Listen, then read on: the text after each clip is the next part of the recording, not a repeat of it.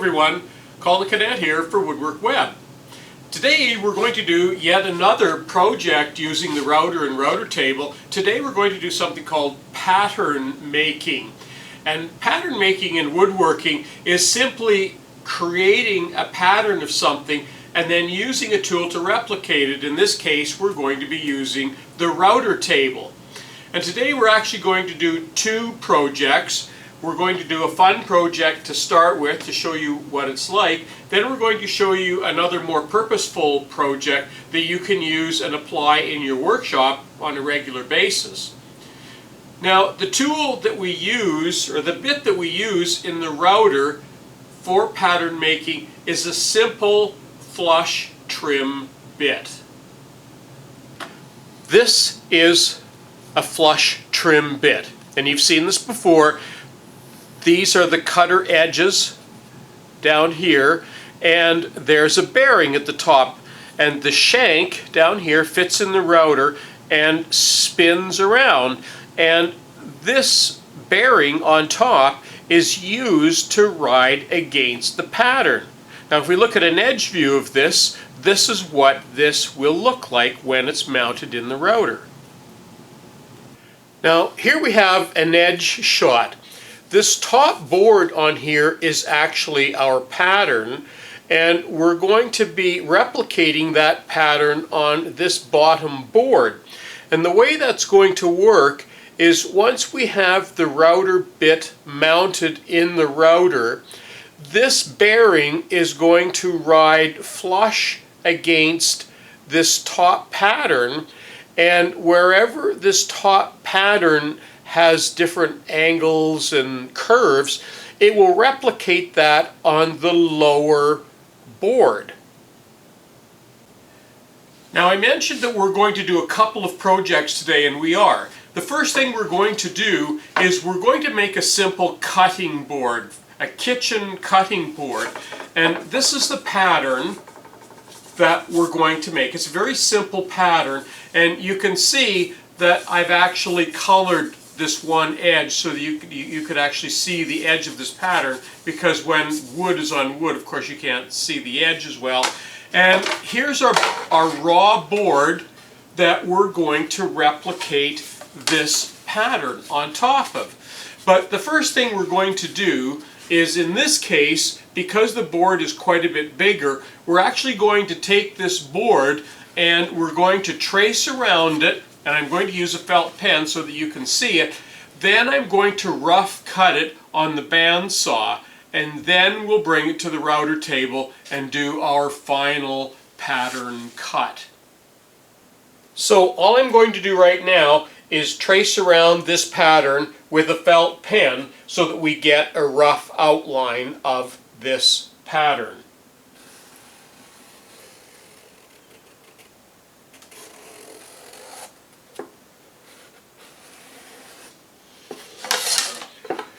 Okay, and there's our pattern. Now I'm going to go to the bandsaw and just rough cut some of these big bulky areas.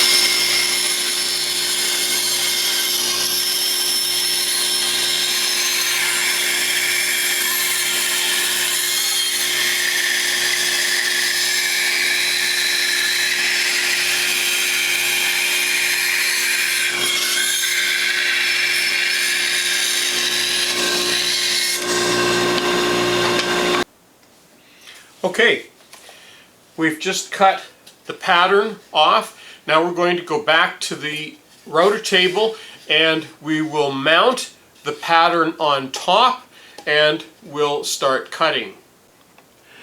Now to mount the pattern on this board, I like to use this double-sided tape, but you need to make sure that you don't have any dust anywhere on your pattern is clean, and that your wood is clean that the pattern is going to stick to. Now this doesn't have to be terribly accurate as long as the wood from underneath does not protrude from outside the pattern anywhere. Even if it does overlap a little bit, that's good to go. Okay, we'll just let that sit for a moment. Make sure that glue is stuck well on there, and we'll prepare the router, which will only take a minute.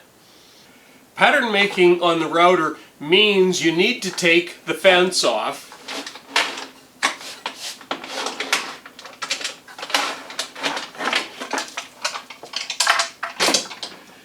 And now the bit is exposed here, and what we're going to use is a starter pin.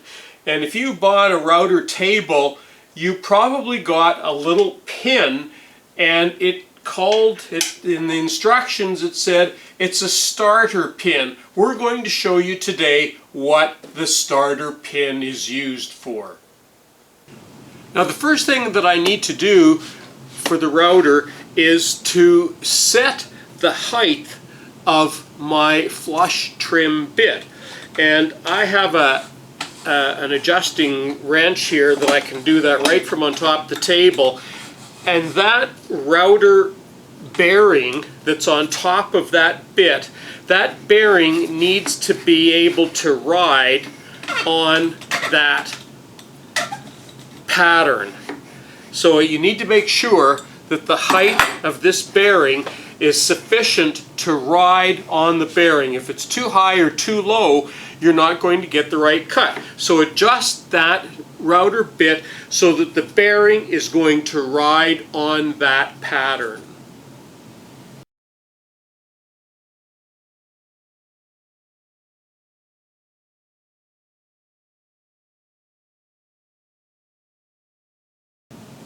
Okay, there's the starter pin, and the starter pin is used for just what it says. You butt up to it and then use the starter pin to ease into the bit.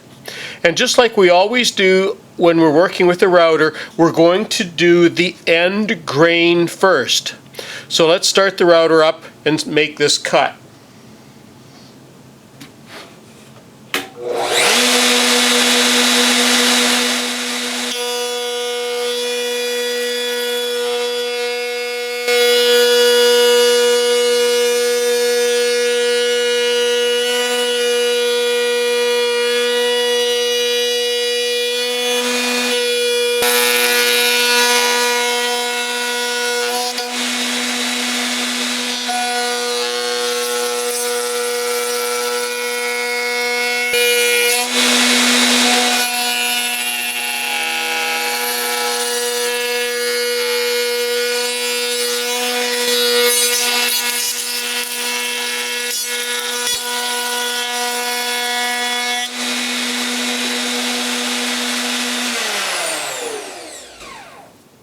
And there we have our pattern. Now all we have to do is pop the pattern off the top. And sometimes that's easier said than done. And there it is.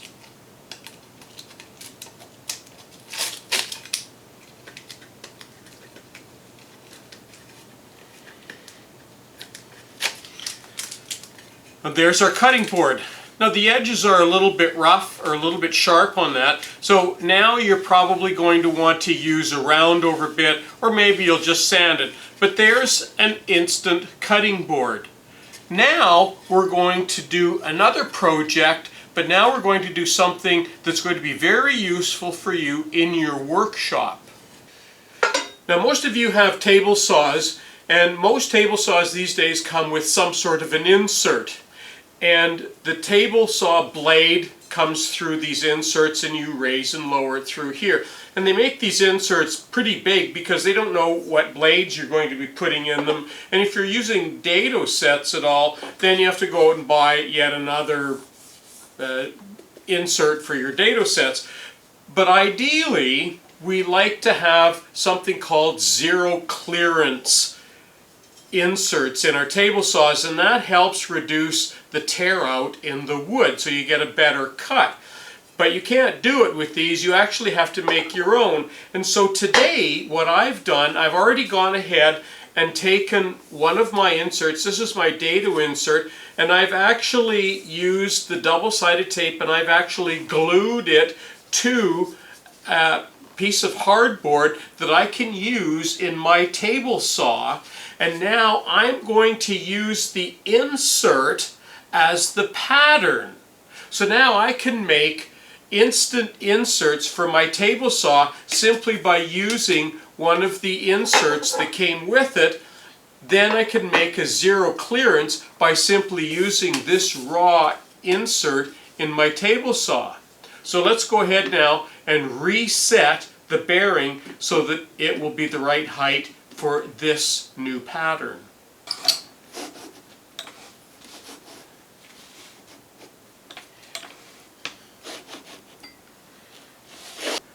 And there you can see that height. Okay, now in this case, because we're using an MDF material, we don't have to worry about starting on the end grain.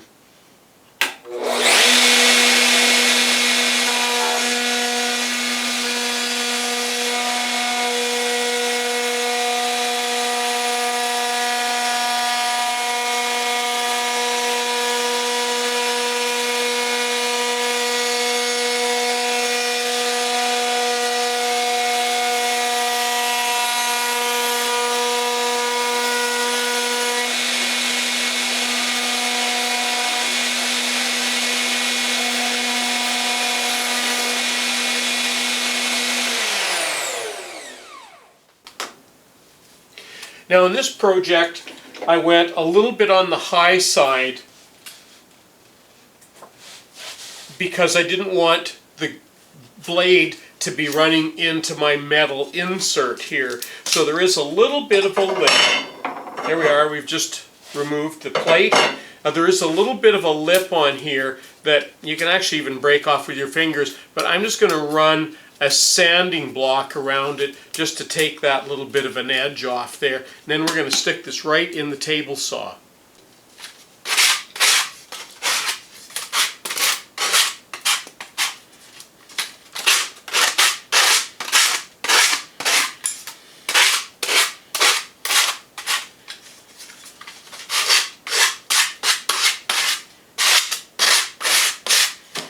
That's all the cleanup it needed. Okay, here we are at my table saw, and there's a factory insert for the small one. There's the data one. You can see it's still got the double-sided tape. And here's the one that we just got finished making. And it just fits in there perfectly. It's amazing.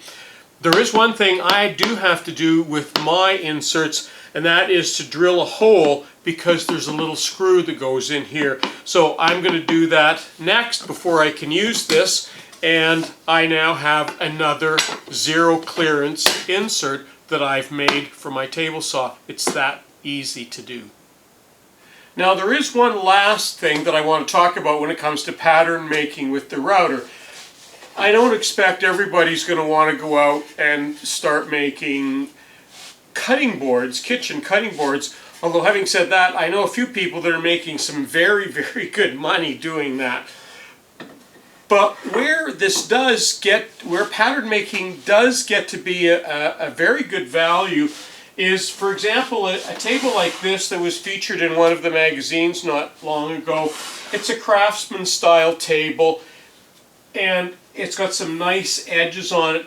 I actually made patterns that I use, and I have two patterns. One for this bottom